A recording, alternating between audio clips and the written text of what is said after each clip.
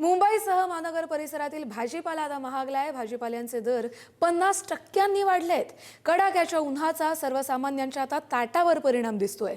कडक ऊन आहे, पाण्याची टंचाई भासतेय, त्यात आवकही घटली आहे, त्यामुळे भाजीपाल्यांचे दर वाढलेले आहेत। भाजीपाल्याची आवक 20 ते 30% घटली आहे, त्यामुळे दर कडाडले आहेत।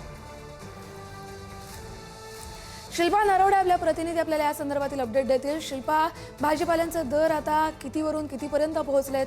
सर्वसामान्यांच्या ताटावर परिणाम दिसू लागलाय।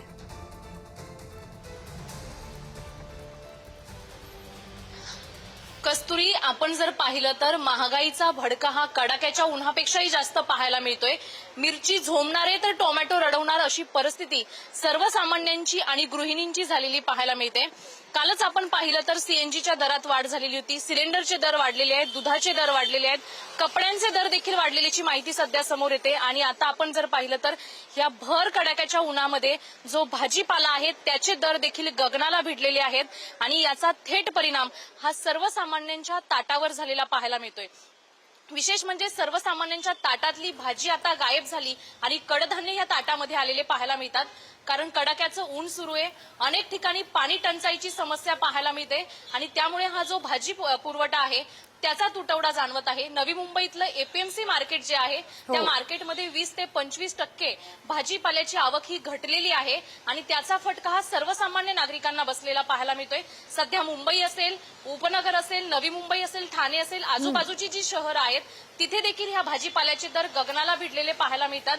मिरचीचा दर जर आज आपण पाहिला तर 150 ते 60 रुपये किलोने मिरची विकली जात आहे आणि टोमॅटोने देखील 70 गाठलेली आहे। त्यामुळे एकीकडे सर्वसामान्यांच्या ताटावर फरक तर जाणवतोय, मात्र ही मिरची त्यांच्या नाकालाही झोंबते आणि टोमॅटो देखील त्यांच्या डोळ्याला पाणी आणतोय, अशी परिस्थिती सर्वसामान्य नागरिकांची आणि गृहिणींची झाली।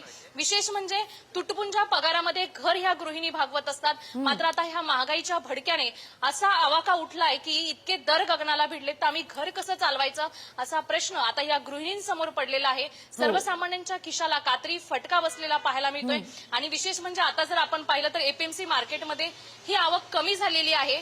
येणाऱ्या काळामध्ये आता उन्हाळा चालू आहे, मे महिना संपल्यानंतर जेव्हा पावसाळा सुरू होईल तेव्हा कुठेतरी हे दर जे आहेत ते कमी होतील, मात्र जोपर्यंत पाऊस होत नाही तोपर्यंत हे दर असेच गगनाला भिडलेले असतील आणि सर्वसामान्यांच्या ताटावर मात्र याचा परिणाम होताना पाहायला मिळेल। बरोबर आहे शिल्पा, त्यामुळे सर्वसामान्य नागरिक आता महागाईच्या चौफेर संकटात सापडलाय। धन्यवाद तुम्ही दिलेल्या माहितीसाठी। एवढे वाढलेले आहेत की सांगण्यासारखं नाही। आज टोमॅटो घ्यायला गेलं तर मला वाटतं 10 रुपये 15 रुपये किलो मागच्या वेळी होतं, पण आता 70 रुपये किलो आहे, 60 रुपये किलो, 70 रुपये किलोच्या आत मार्केटमध्ये। मग किरकोळ बाजारामध्ये जर गेलात तर तुम्ही त्याचं 80 रुपयाच्या आत येत नाही।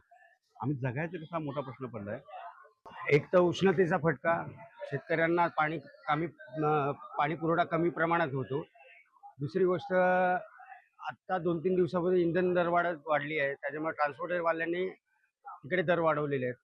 त्यामुळे टोमॅटो असो, कोथिंबीर असो, भेंडी असो, गवार असो, सगळ्या भाज्या सगळ्या महाग झालेल्या आहेत। मी जिथं 5 ते 10 किलो भाजी घ्यायची तिथं आता फक्त 2च किलो किंवा 2.5 किलो असंच घ्यायला लागली। इंधन दरवाढी, पेट्रोल, डिझेल हे सगळे भाव वाढले, कसं जगायचं सामान्य माणसाने? याच्यावर काहीतरी केलं पाहिजे सरकारने।